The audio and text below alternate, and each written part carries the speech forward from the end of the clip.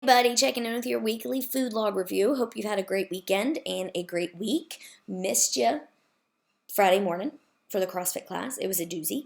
But nonetheless, it was a shoulder burner. And I chose to have that rest day because it was a crazy workout. But anyway, hopefully I'll get you into one of my CrossFit classes soon. So, last Monday, water looked really, really good. Or actually, I'm sorry. Wednesday through Monday of the following week, that looked good.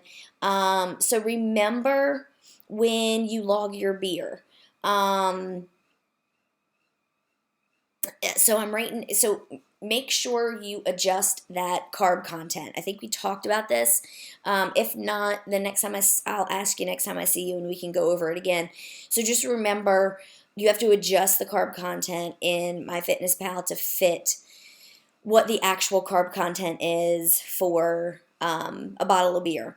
So, for instance, I think what you had logged had 40, it should have had 75 grams of carbs. So just be careful, make sure that you are modifying that as well. The barbecue sauce. So remember, barbecue sauce has sugar content or molasses or high fructose corn syrup or some of that stuff that's not good.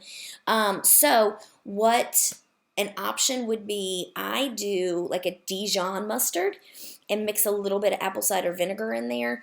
And if I need to dull down the taste, I don't mind bitter. But if I know my husband doesn't like bitter, so I will put in like a half a teaspoon of olive oil as well to make it not as bitter. But otherwise, I just do Dijon mustard and some vinegar to get a sauce for chicken. I even do that with, sometimes I'll do it with a filet or something like that, instead of doing a barbecue sauce that has all that nasty stuff in it. Make sure when you do ground beef that you are doing the lean ground beef. So you're aiming for like a 97-3 mix as opposed to like an 80-20 mix to keep that more lean. So I know a lot of times your breakfast is on the go because it's crazy. So every now and then having a 1 bar for breakfast is okay. Also, if you're planning out your day, you know that you're going to have a more calorie dense dinner.